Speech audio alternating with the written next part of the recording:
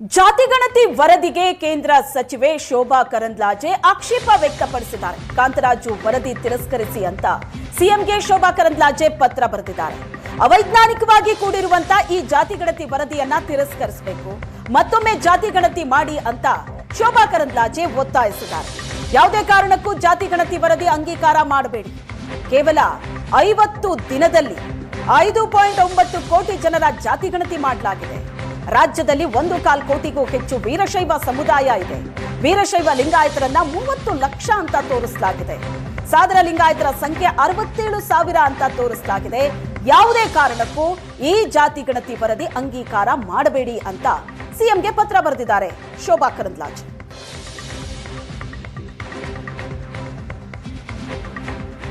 ಜಾತಿ ಜನಗಣತಿ ನಮ್ಮೆಲ್ಲರನ್ನ ಹೊಡೆದಾಳುವಂತ ನೀತಿ. ಕರ್ನಾಟಕ ರಾಜ್ಯದಲ್ಲಿ ಜಾತಿಗಳ ಮಧ್ಯೆ ವೈಷಮ್ಯವನ್ನ ಬಿತ್ತುವಂತ ಒಂದು ದೊಡ್ಡ ಷಡ್ಯಂತ್ರವನ್ನ ಸಿದ್ದರಾಮಯ್ಯನವರು ಮಾಡ್ತಾ ಇದ್ದಾರೆ. ಜಾತಿ ಜನಗಣತಿ ಮಾಡುವುದಕ್ಕೆ ರಾಜ್ಯ ಸರ್ಕಾರಕ್ಕೆ ಅಧಿಕಾರನೇ ಇಲ್ಲ, ಅದನ್ನು ಕೇಂದ್ರ ಮಾಡಬೇಕು. ಇದನ್ನು ಹೊರತಾಗಿಯೂ ಜಾತಿ ಜನಗಣತಿಯನ್ನು ಮಾಡಿ ಎಲ್ಲಾ ಜಾತಿಗಳನ್ನು ಕಡಿಮೆ ಅಂತ ತೋರಿಸಿ ಜಾತಿಗಳಲ್ಲಿ ಉಪಜಾತಿಗಳನ್ನು ಮಾಡಿ ನಮ್ಮನ್ನು ಹೊಡೆದಾಳುವಂತ ನೀತಿಯನ್ನ ಸಿದ್ದರಾಮಯ್ಯನವರ ಸರ್ಕಾರ ಮಾಡ್ತಾ ಇದೆ. ಇದಕ್ಕೆ ನಮ್ದು ವಿರೋಧ ಇದೆ. ಲಿಂಗಾಯತರು ವಿರೋಧ ಮಾಡ್ತಿದ್ದಾರೆ, ಒಕ್ಕಲಿಗರು ಮಾಡ್ತಿದ್ದಾರೆ, ಬೇರೆ ಬೇರೆ ಸಮಾಜ ಮಾಡ್ತಾ ಇದೆ. ನಾವು ಅತ್ಯಂತ ಉಗ್ರವಾಗಿ ಇದನ್ನು ಪ್ರತಿಭಟನೆ ಮಾಡುವವರಿದ್ದೀವಿ ಮತ್ತು ಪತ್ರವನ್ನು ಕೂಡ ಬರೆಯುವವರಿದ್ದೀವಿ. ಜಾತಿ ಗಣತಿ ವಿರುದ್ಧ ಲಿಂಗಾಯತ ಸ್ವಾಮೀಜಿಗಳು ಸಿಡಿದೆದ್ದಿದ್ದಾರೆ. ಮತ್ತೊಮ್ಮೆ ಸಮೀಕ್ಷೆ ಮಾಡೋದು ಸೂಕ್ತ ಅಂತ ಹೇಳಿದ್ದಾರೆ ಶ್ರೀಗಳು. ವರದಿ ಜಾರಿಯಾದ್ರೆ ಸರ್ಕಾರ ಪತನ ಅಂತ ಎಚ್ಚರಿಕೆ ಕೊಟ್ಟಿದ್ದಾರೆ ಸರ್ಕಾರಕ್ಕೆ. ಜಾತಿ ಗಣತಿ ವರದಿ ವಿರುದ್ಧ ಜೈನ ಸಮುದಾಯವು ಆಕ್ರೋಶವನ್ನ ವ್ಯಕ್ತಪಡಿಸಿದೆ. ಈ ಜಾತಿ ಗಣತಿಯನ್ನ ಒಪ್ಪಲ್ಲ, ನಾವೇ ಪ್ರತ್ಯೇಕವಾಗಿ ಸರ್ವೆ ಮಾಡಿಸ್ತೀವಿ ಅಂತ ಬರೂರು ನವಗ್ರಹ ತೀರ್ಥ ಗುಣಧರ ನಂದಿ ಮಹಾರಾಜರು ಹೇಳಿಕೆ ನೀಡಿದ್ದಾರೆ. ಜಾತಿದ ಗಣನಾ ಮಾಡಿ ಇದು ಒಂದು ಸಮಾಜಕ್ಕೆ ಅಸಂತೋಷ ಇದ್ದಂತ ವಾತಾವರಣ ನಿರ್ಮಾಣ ಆಗಿದೆ. ನಮ್ಮ ಜೈನ ಧರ್ಮಕ್ಕೆ ತೋರಿಸಿದ ಆಕಡಗಳ ಬೋಕಸ ಸುಳ್ಳ ಪೂರ್ಣ ಅಂತ ಅಸತ್ಯ ಇದೆ. ವಿಧಾನಸಭಾದಲ್ಲಿ ಜಮೀರ್ ಅಹಮದ್ ಅವರು ಹೇಳ್ತಾ ಇದ್ದಾರೆ, ದಿಗಂಬರ ಜೈನರು 20 ಲಕ್ಷ ಜೈನರು ಅಂತ ಅವ್ರು ಹೇಳ್ತಾ ಇದ್ದಾರೆ. ಈಗ ಇದ್ದಂತ ನಿನ್ನೆ ಜಾತಿ ಸಮೀಕರಣದಲ್ಲಿ ಏನವ್ರು ಆಕಡ ಕೊಟ್ಟಿದ್ದಾರೆ, 1,62,56,000 ಅಂತ ಹೇಳ್ತಾ ಇದ್ದಾರೆ. ಇಲ್ಲಿ ನಮ್ಮ ವರೂರು ನವಗ್ರಹ ತೀರ್ಥದಲ್ಲಿ 100 ಮಂದಿ ಇದಾರು, ಎಲ್ಲಾ ಜಾತಿಯವರು ಇದಾರು. ಎಲ್ಲಾ ಜಾತಿಯವರು ಇದಾರು. ಮತ್ತೆ ಜೈನರವ್ರೆ ಒಂದು 50 ಇದಾರು, ಬಾಕಿದವ್ರು 100 ಮಂದಿ ಇದಾರು. 100 ಜನ ಕಾರ್ಯ ಯಾವ ದಿವಸ ಬೈಂದಿರಿ, ಯಾವ ಜನಗಣ ಮಾಡಿರಿ, ಯಾರಿಗೆ ಜಾತಿ ಕೇಳಿದಿರಿ, ನೀವು ಇಷ್ಟೆಲ್ಲ ಇದ್ರಿ, ಯಾವ ದಿವಸ ಯಾರ ಜಾತಿಗನ್ನ ಯಾವಾಗ ಆಯ್ತು, ಯಾವ ಟೈಮ್ ಆಯ್ತು, ಯಾವ ಮಾಡಿದ, ಯಾರು ಮಾಡಿರು,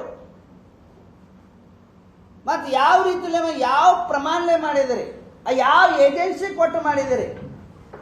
ಒಂದೇ ಮಾತ ನೋಡ್ರಿ, ಇದ್ದಂತ ವಿಷಯಗಳು ನನಗ ಈ ತರದ ಸಂಬಂಧ ಸೂತಕಿಲ್ಲ. ನಾವು ದಿಗಂಬರ ಎಲ್ಲಾನ ಪರಿಚಯ ಮಾಡಿದವ, ನಮಗೇನೂ ಬೇಡ.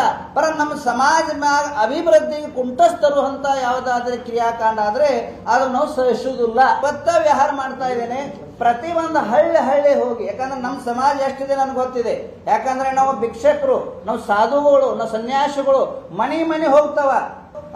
ಸರ್ಕಾರಕ್ಕೆ ಪುನರಾವರ್ತಿ ಕರಬದ್ಧವಾಗಿ ಆತ್ಮೀಯವಾಗಿ ನಾ ಮನವಿ ಮಾಡ್ತಾ ಇದ್ದೇನೆ, ವಿನಯಪೂರ್ವಕ ನಾ ಕೇಳ್ತಾ ಇದ್ದೇನೆ, ಈ ಪುನರಾವರ್ತಿ ಮಾಡಿ ಪುನಃ ಇದ್ದಂತ ಕ್ಯಾಬಿನೆಟ್ ಒಪ್ಕೊಂಡ್ರೆ ಭಾಳ ಸಂತೋಷ ಆಗ್ತದೆ. ಯಾಕಂದರೆ ಅದಕ್ಕೆ ಭಾಳಷ್ಟು ಶ್ರಮ ಇದೆ. ಸರ್ವೆ ಮಾಡಲಿಕ್ಕೂ, ಅದಾದಮೇಲೆ ಸರ್ವೆ ಡೇಟಾ ಮೇಲೆ ದತ್ತಾಂಶದ ಮೇಲೆ ನಾವು ವರದಿ ಬರೆಯುವಾಗ ಭಾಳಷ್ಟು ಕಷ್ಟಪಟ್ಟು ಮಾಹಿತಿ ಸಂಗ್ರಹ ಮಾಡಿದೆ. ಅದರಿಂದ ಅದು ಎಕ್ಸೆಪ್ಟ್ ಮಾಡಿದರೆ ಭಾಳ ಖುಷಿ. ಆ ಆಧಾರದ ಮೇಲೆ ಸರ್ಟಿಫಿಕೇಟನ್ನು ಕೊಡ್ತಾರೆ. ಸಣ್ಣ ಪುಟ್ಟ ನ್ಯೂನತೆಗಳಿರ್ಬೋದು, ಇಲ್ಲ ಅಂತ ಹೇಳೋದಿಲ್ಲ ನಾನು. ಆದರೆ ಹಿಂದೆ ಆದಂಥದ್ದು 1932 ಇಸ್ವಿಯಲ್ಲಿ, ಅದಾದ ನಂತರ ಸ್ಯಾಂಪಲ್ ಸರ್ವೆ ಮೇಲೆ ಎಲ್ಲವೂ ಮಾಡಿದಂಥದ್ದು ಅದೇ ಆಧಾರವಾಗಿಟ್ಕೊಂಡು ಈಗ ಪುನಃ ಒಂದ್ಸಲಿ ಆಗಿದೆ. ಸುಮಾರು 2011 ಇದನ್ನು ಸೆನ್ಸಸ್ ರಿಪೋರ್ಟ್ ತೊಗೊಂಡ್ರೆ ಕರ್ನಾಟಕದ ಪಾಪ್ಯುಲೇಷನ್ ಒಂದು 6 ಕೋಟಿ 11 ಲಕ್ಷ 12 ಲಕ್ಷ ಇರ್ಬೋದು. ಅದು 11ರಿಂದ 15ರವರೆಗೆ ಮಾಡುವಾಗ, 14-15 ಮಾಡುವಾಗ ಮೇ ಬಿ ಅದು 30 ಲಕ್ಷ, 6 ಕೋಟಿ 30 ಲಕ್ಷ ಅಂತ ಇಟ್ಕೊಂಡು.